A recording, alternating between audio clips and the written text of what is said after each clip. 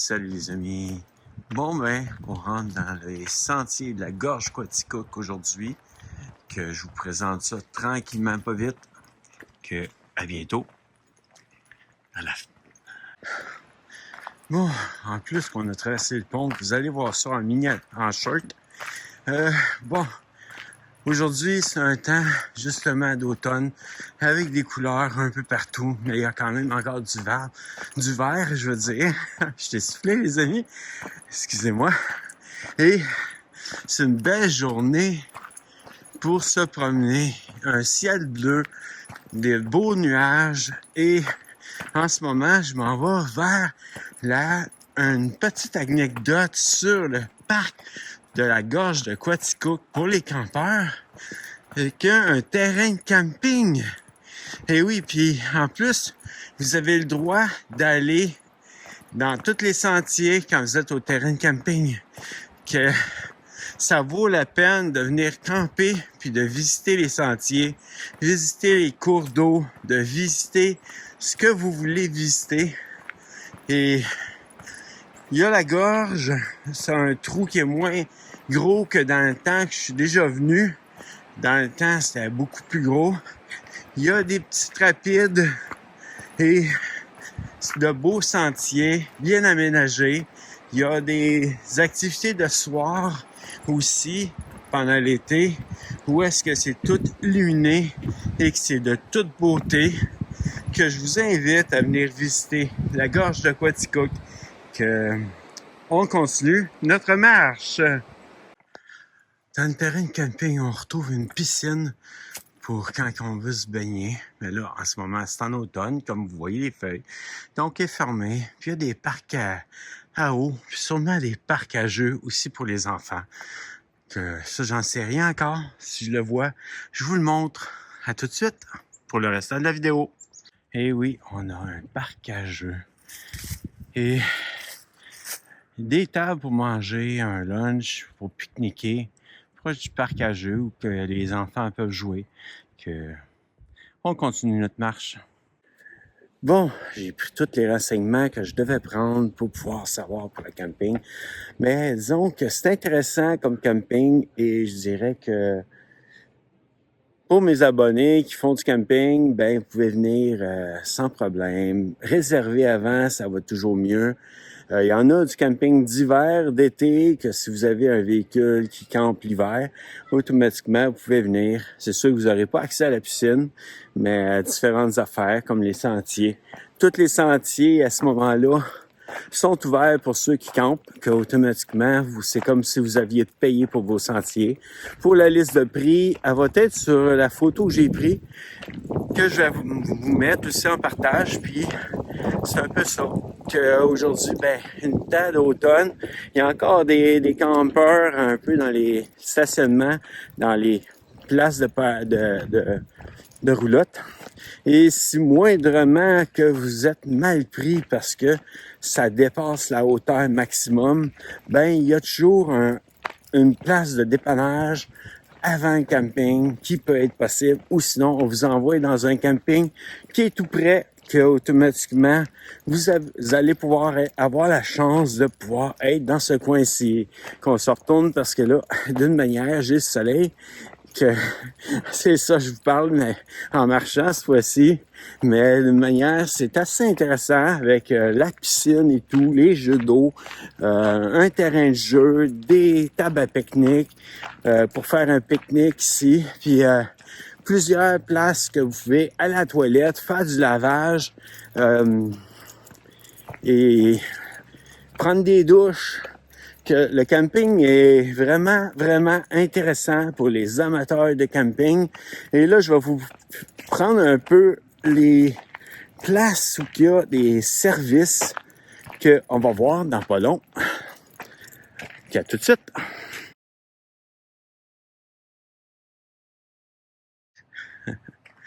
Et voici des places où vous pouvez avoir des services d'électricité et d'eau. Que je vois pas de place pour ben, voulant dire qu'il y a 3 services, ça veut dire que c'est un 2 services cette place-ci.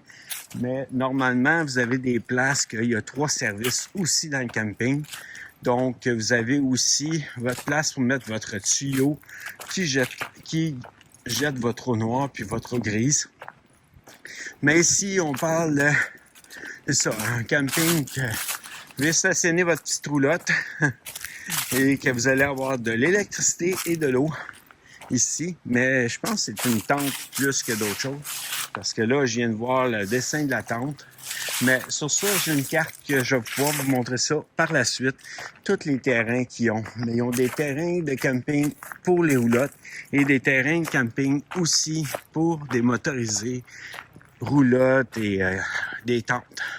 Il y a plusieurs places que vous pouvez aller chercher pour pouvoir avoir des places pour vos roulottes, pour camper. Je sais qu'il y a une place pour roulotte justement en avant de moi, là. On va voir si le dessin change. Si le dessin ne change pas, c'est peut-être parce que c'est la même chose des tentes. C'est une tente qu'on va voir, une tente rouge. Peut-être qu'un autre genre de tente. Peut-être que la tente est d'une autre couleur. On va aller voir sur la place où il y a une roulotte, leur numéro, et voir qu'est-ce que ça dit en tant que place de camping. Je trouve même pas le panneau, là. C'est tellement le fun. Mais, ah oui, c'est un autre tente rouge. Donc, c'est peut-être la question aussi, c'est les tentes rouges qui seraient des places pour votre roulotte. En tout cas, c'est des belles places au bord de l'eau. Si on avance sur une des places, là, juste pour votre plaisir à vous, là, il y a le cours d'eau en arrière, un peu d'eau. Mais il y a des places aussi où vous avez vraiment un beau cours d'eau en arrière de votre roulotte.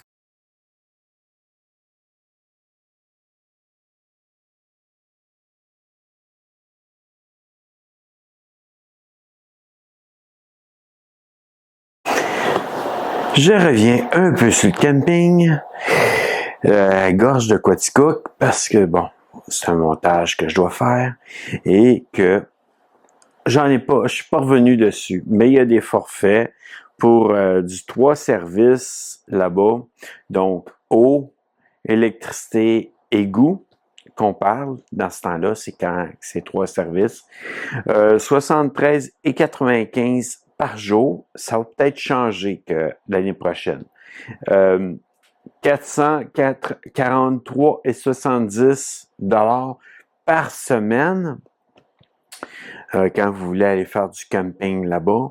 Il y a aussi des choses de 2 services à 63,95. Là, c'est les prix de cette année. Et 383,70 par semaine. Donc, ensuite, on va sans service. Donc, pour des personnes qui peuvent être sans service aussi, sûrement, il doit y avoir des gros... des places quand même assez grosses. Je ne sais pas c'est quoi les sans-service, là. Je suis en train de chercher. Le sans-service, il est mauve. Est-ce qu'on a une route pour s'y rendre? C'est sûr que toutes les places ont des routes. Bon, c'est soit... c'est quand même des places qui sont pas trop... comme dans le rustique, les rustiques, eux autres, ils sont pleins d'arbres autour. Donc, c'est plus pour des tentes dans ce temps-là. Mais bon, je ne sais pas pour les mauves, les campings mauves, ça, j'en ai aucune idée. J'arrive pas à trouver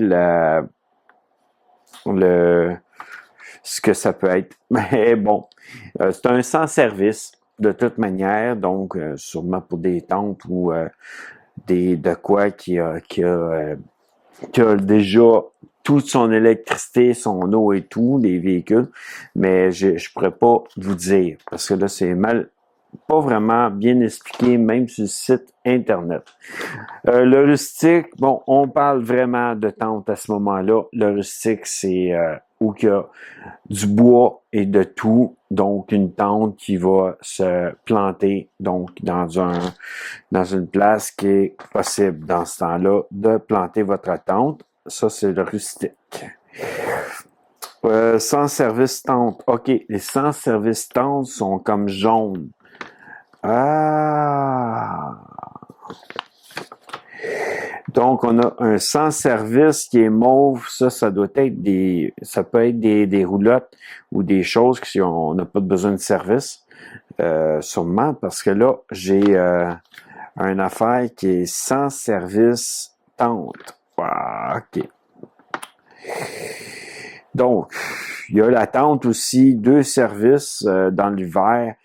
Dans l'hiver, qui en fin de compte, qui ont 2 services. Il y a aussi dans les verts pâles qui a du 2 services. Mais bon, il y a quand même plusieurs terrains à ce que je peux voir, à ce que je suis en train de chercher. Excusez si je ne regarde pas là en ce moment, il faut que je regarde ma feuille. Et donc, oui, bon, enfin, j'ai trouvé les chiffres. Il y a 28 emplacements de 3 services. Il y a 86 emplacements de 2 services. Il y a du sans service avec, c'est ça, véhicule secteur P2, PA, il y en a 19. Camping rustique, il se retrouve à en avoir 34. Donc, ensuite, chalet, ma baraque, poêle frigo, il y en a, donc on a le droit d'avoir 4 personnes, mais j'ai pas le nombre de chalets sur ce papier. Refuge, il y a des refuges aussi, mini poêle, frigo. Ensuite, tente. Je suppose que ça, c'est des affaires qu'on peut louer. De quoi? Des tentes Imago. Sur place, sûrement qu'on peut louer ça. Sans frigo. OK. 2 personnes ou 4 personnes. Là, j'ai pas le nombre encore. Randonnée, pédestre. Ouais, on a accès à la randonnée pédestre. On a accès à une place où on peut faire du vélo. Il y a la location de disques de golf. Là, j'ai pas dit tous les prix, mais je sais que puis à cause d'un pont couvert, faut que notre véhicule dépasse pas 13,4. Donc, automatiquement, s'il est plus haut que 13,4, à ce moment-là, il ne pourra pas passer. Camping inclus. Bon, on a les inclus qui sont avec le camping. C'est les sentiers pédestres, sentiers vélo, sentiers disque golf. Bon, donc ça c'est de quoi d'autre qu'on peut faire là-bas. Que automatiquement, c'est ça, pour des réservations, il y a 2 numéros, mais pour du sans frais, vous pouvez appeler le 1-888-524-6743. Et si vous êtes dans le coin, au Québec, le 819, excusez, 849-2331, que automatiquement, vous pouvez appeler ces numéros-là pour réserver. Et moi, disons, je trouve ça vraiment intéressant comme camping. Je l'ai visité. Je vous ai pas tout montré dans la vidéo, mais je l'ai visité. Et il y a quand même des bons tarifs. Des prix qui sont... à part là, je regarde de quoi là qui est 4 personnes, les chalets, baraques, qui se retrouvent, si vous voulez rester une semaine, c'est 1334,25 pour une semaine. Wouhou! Mais bon, c'est quand même intéressant pour ceux qui aiment le camping, ceux qui aiment les randonnées pédestres. Vous pouvez facilement vous trouver votre bonheur dans ce camping parce que oui, il y a des randonnées pédestres, il y a différentes choses. Disons que moi, avoir mon véhicule pour aller camper, là, je pense que j'irais directement camper. Je sais qu'il y a du camping d'hiver que j'ai pu savoir aussi. Là, je suis sur le site internet en même temps, c'est pour ça que je regarde de ce côté-là. Mais il y a du camping d'hiver, il y a du camping d'été. On va pouvoir regarder les horaires hivernal. L'horaire hivernal. Donc, que là, faut quand même que vos systèmes soient corrects pour l'hiver de vos véhicules, parce que là, si c'est pas correct, si ça vous chauffe pas, automatiquement, vous retrouvez à geler pendant la nuit. C'est pas mieux, mais disons que ouais, c'est bien dans les hébergements estivales, les hébergements hiver, les activités. Le tarif, c'est là que j'étais tantôt, mais d'une manière, c'est vraiment une place que j'aime beaucoup aller marcher et en plus, ben, ils ont des terrains de camping. Là, une des choses que j'ai pu savoir au moment où que je suis allé, c'est que vous avez aussi des emplacements que si moindrement votre véhicule est trop trop haut, là on a parlé tantôt du 13.4 de hauteur. Ça c'est 13.4. C'est-tu marqué ici?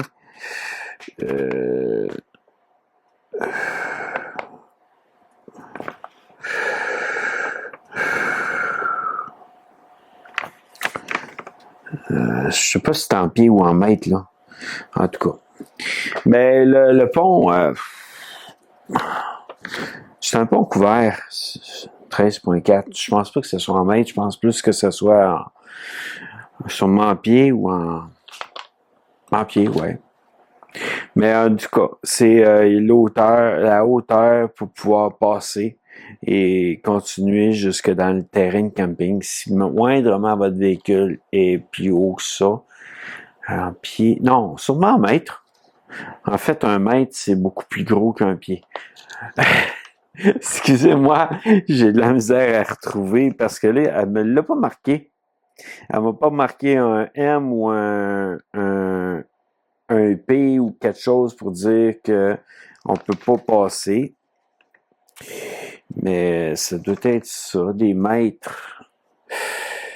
J'ai pas de tape à mesurer pour faire mon devoir, là. J'ai peut-être pas fait mon devoir comme du monde. J'ai pas pris le temps pour le pont couvert. Info pratique. Bon, OK. Info pratique. Justement. Bon, justement, on va parler du pont ici. Que dès que je vais voir le 13.4, je vais savoir c'est quoi l'info pratique.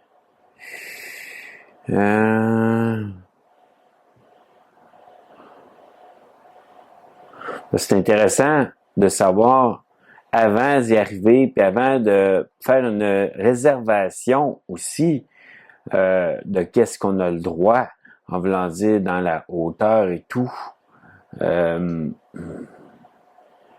Les gens, non.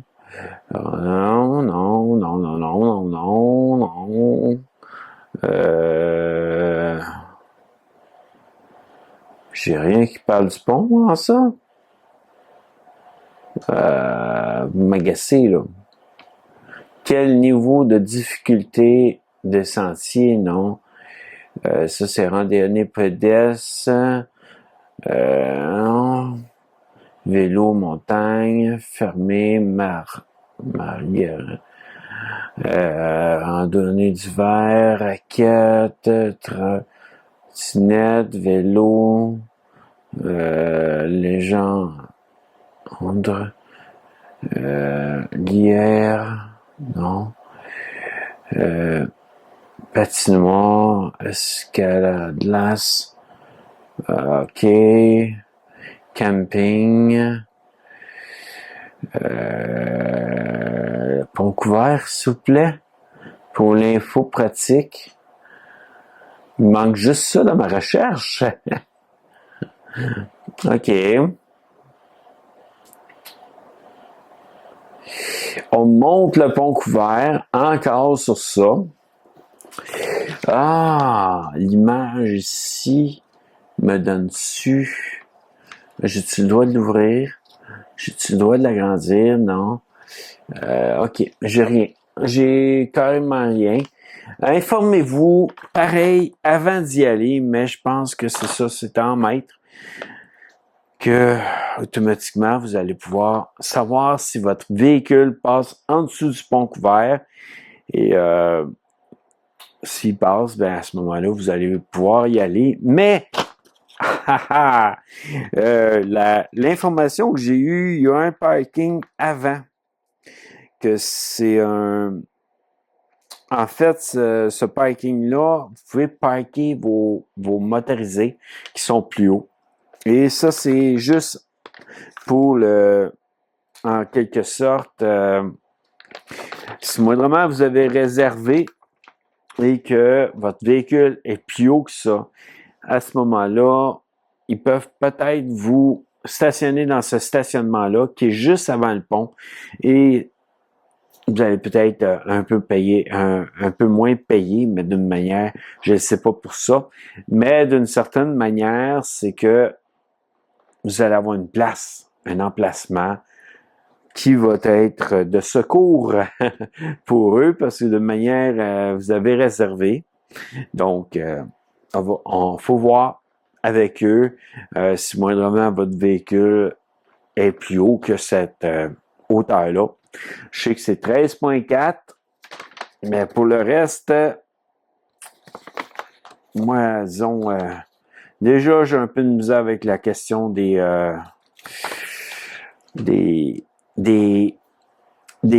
mesures que automatiquement, ben, je pense que c'est en mètres sûrement. Mais en tout cas, peu importe, que je vous dis à bientôt les amis dans une prochaine vidéo. Puis là, je vais monter la vidéo complètement pour qu'en fin de compte, vous puissiez la voir sur Bulle en voyage. Et oui, parce que là, on parle de camping, on parle de terrain, on parle de places que vous pouvez coucher, donc dans des chalets. Donc, c'est quand même du voyage. Et je fais un peu la pub pour eux autres parce que je les aime beaucoup. C'est pas ils sont pas avec moi comme YouTuber. Je fais juste parce que je les aime beaucoup et moi, je les encourage d'une certaine manière à pouvoir avoir de la clientèle le plus possible dans l'été, dans l'hiver, dans n'importe quelle saison où vous avez le goût d'aller camper ou de louer un chalet là-bas. À bientôt, les amis, dans une prochaine vidéo.